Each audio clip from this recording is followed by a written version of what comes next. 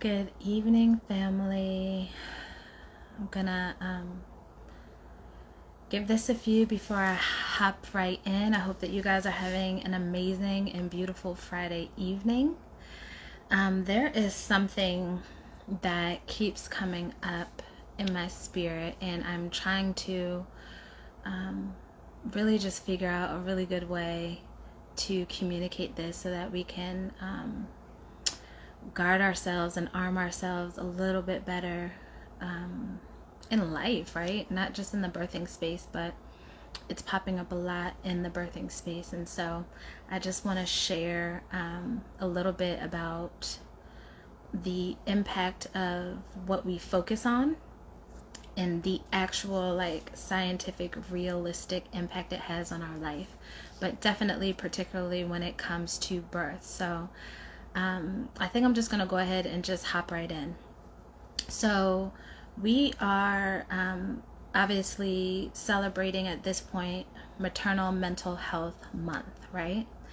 And a lot of the conversation is going to be around maybe perinatal mood disorders, prenatal mood disorders, but any sort of challenges that folks may experience during pregnancy and postpartum. But what I'm beginning to see is that the seeds of the effects of these negative and poor outcomes with mental health, it starts way before that. And so there's a quote that I want to start off sharing that talks about the fact that racism as a distraction.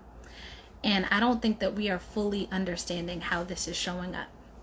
So Toni Morrison has this beautiful quote where she talks about racism is basically a distraction to keep you from your purpose. And that when folks are telling you that you are not worthy and that you are not you're not this and that you go out of your way to prove that, which then in fact takes your time away from actually focusing on being and living out your purpose. So what does that have to do with birth, and how could that impact our mental health or any of our birth outcomes? Well, I've been sharing a little bit lately how when you are throwing statistics in front of people and you are talking about negative outcomes, there's a fine line between awareness and secondary trauma. Now, this is not an opinion. This is not a think piece. This is none of this. This is actual science, that what you focus on grows. And so over time, when you are putting poor outcomes and all of this information in front of people, the information seeps into their subconscious. And in moments of fear or quick decision making, the bank that we have to pull from is going to pull from our subconscious information.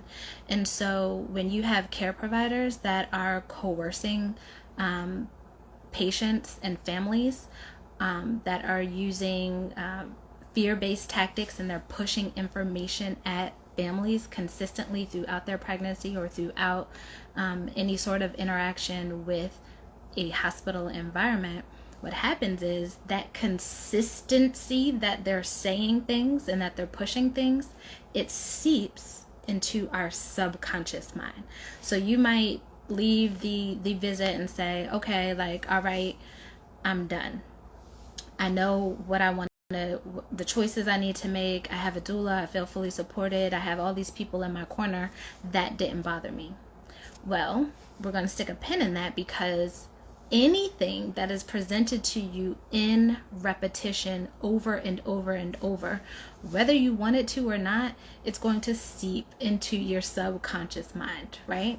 If you are reading things that are drawing your focus and attention to a particular topic or a particular aspect of something, it's going to seep into your subconscious mind. But when you start to kind of study the differences between how we make our decisions and where we make our decisions from, most of the time we're not making our decisions from our conscious mind. We're really making our decisions from our subconscious mind. And so, like any of us, we know the mattress commercials that we grew up with that kind of played, 1-800 dun, dun, dun, whatever it is. We know the jingle, we know the phone number, and that is just simply by, being in the room while the TV is on, or letting the commercials play while we're waiting for our show to come back on. Why? Because that jingle, that information, the music, the numbers, everything seeped into our subconscious, to where now we might be singing that on the way to drop the children off to school, and we're like, why am I even thinking about it? We're thinking about it, and it's coming out because it had a chance to seep into our subconscious mind. So what I'm observing when it comes to birth support and outcomes and Black maternal health and all the things is that we are pushing a lot of statistics, poor outcomes, stories for the sake of awareness, which is very, very important, don't get me wrong. But we're not necessarily communicating the importance of filling your mind and your eyes and your focus and attention on the positive aspects of what you can do to combat these things, and what you can do to become empowered in these situations. And so with the statistics, the fear, the coercion all being highlighted, we're having a mass amount of that information seeping into our subconscious. So then when we are interacting in hospital spaces with doctors, with nurses, we're making our birth choices, even if for a small period of time we have this really beautiful vision for our birth experience, if we have not been intentional with making sure that our input, our positive input, exceeds the negative input of information, we're gonna see some things get a little janky. Fear is going to come up and override, right? That courage and that empowerment that we gave to ourselves in small doses. And so the insidious nature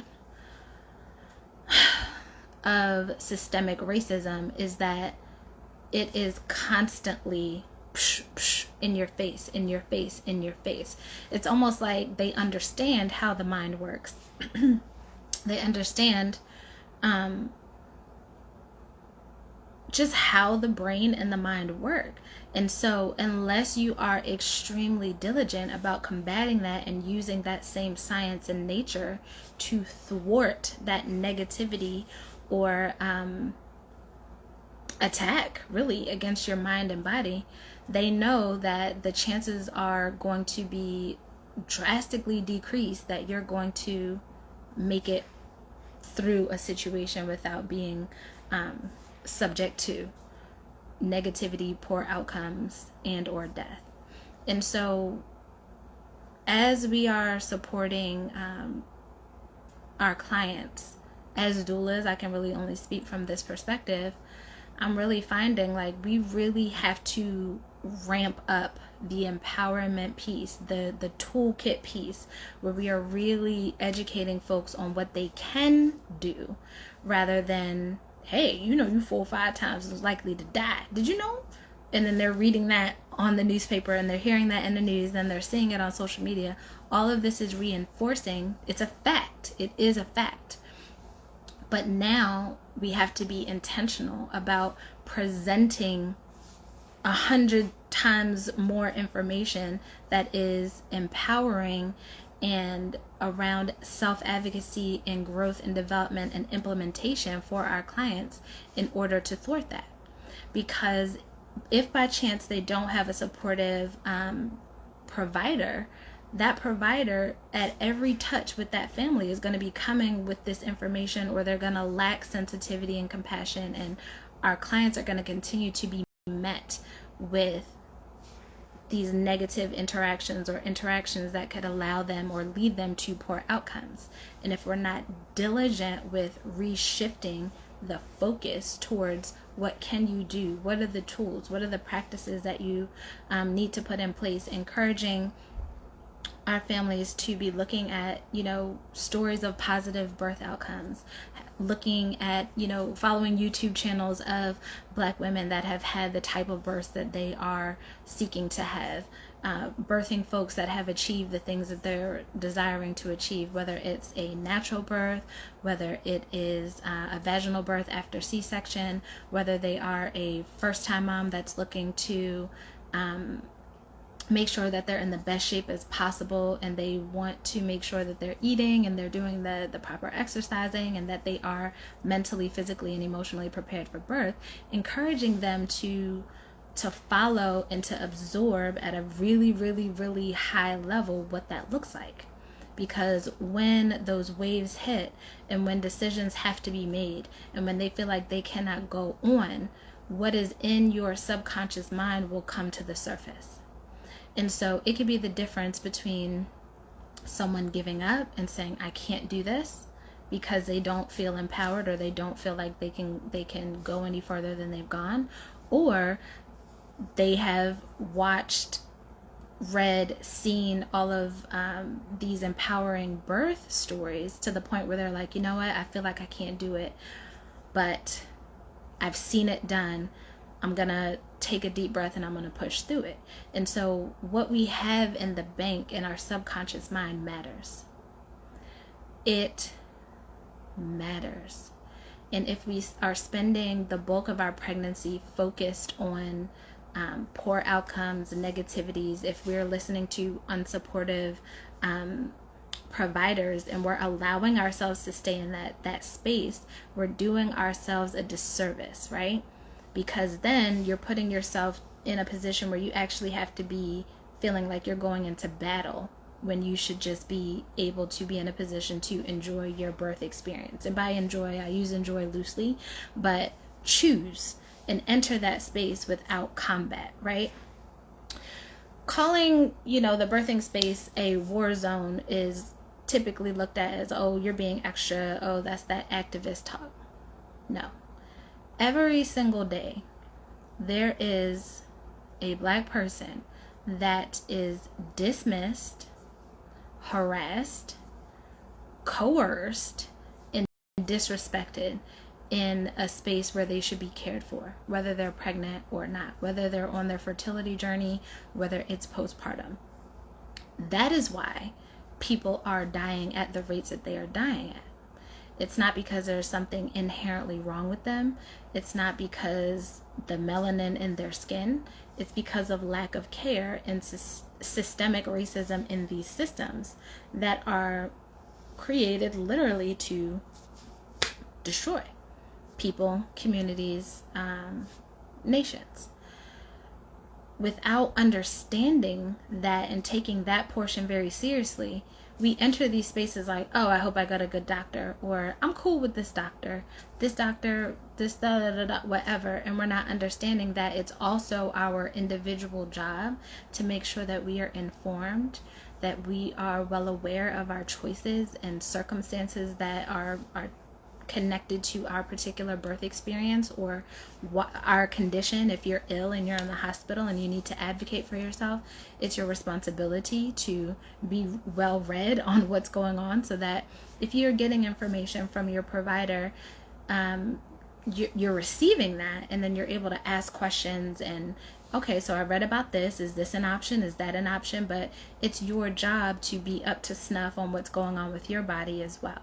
And of course that applies during pregnancy. But I think that we are really underestimating the impact of consistent combat. When you are on guard and you feel like you are ready to fight and knuckle up because people are dismissing you and they're not listening to you, there's no way that you are able to be in a state to enjoy natural physiological birth as it should be. You can't. The hormones and the fight or flight and all of this stuff kicks in. That is not the state that you are innately supposed to be in. You cannot even focus properly in that state. And so I think we're we're talking about some pieces here, but that focus piece is so important.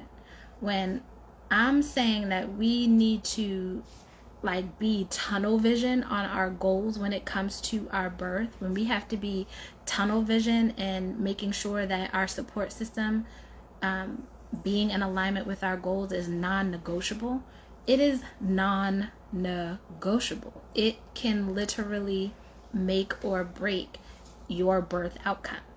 Having someone there that is willy-nilly about something that could literally be life or death for you is a non-negotiable. Now, I'm not saying that everybody needs to be your cheerleader, but definitely making sure that you have providers that are in support at the very least, right? Support and respect is so basic. It's so basic. So making sure that your provider at the very least is listening to you and respecting at least the beginning of how you would like to birth. Now, obviously, if there's a emergency and things need to change, totally different circumstance. But when you are talking about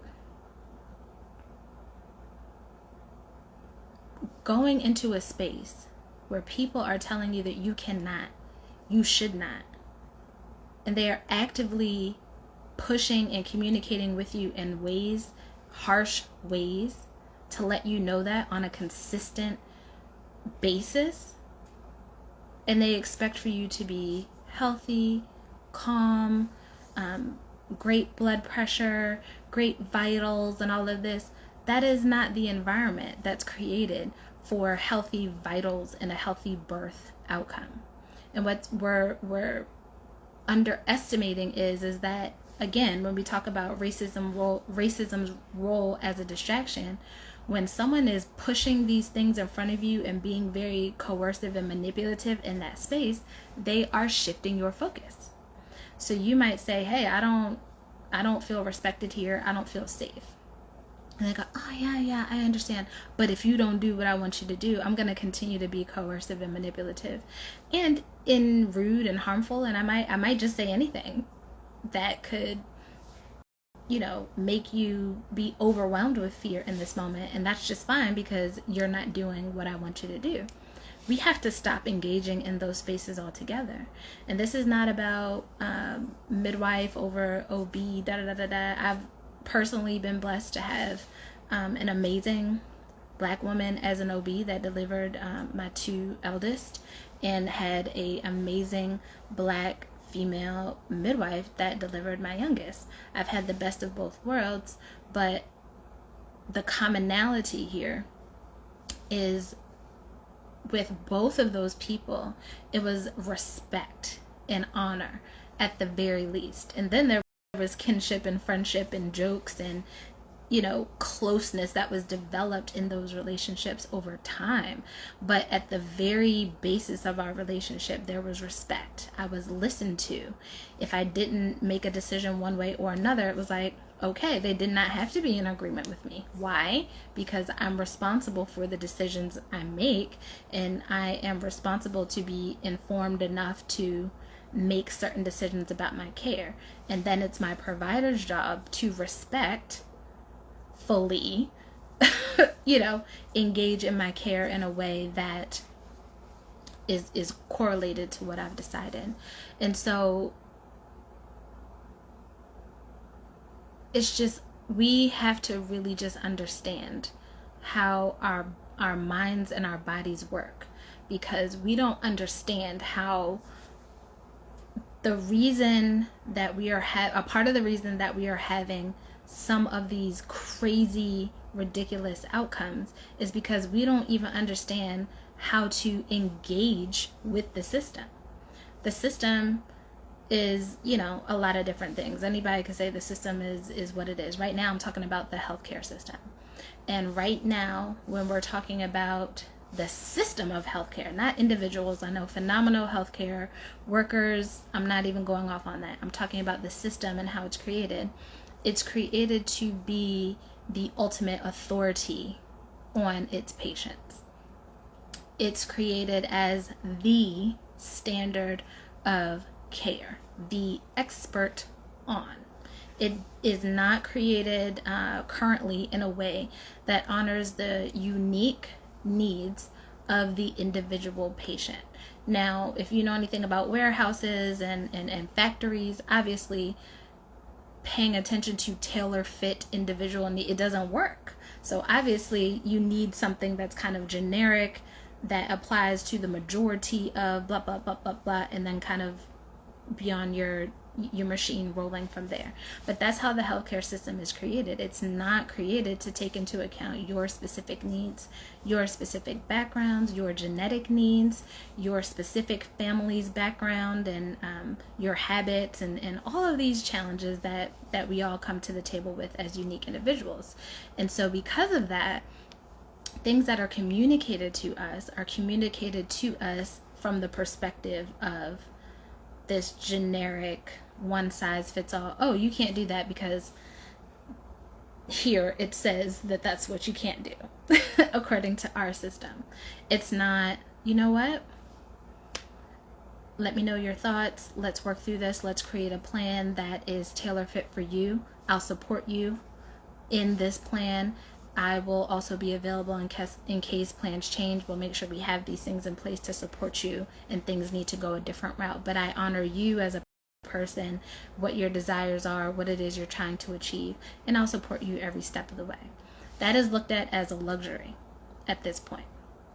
And so because we know that, and because we have enough data over millennia to show us that that is still true, we have to engage in these environments from a place of personal responsibility.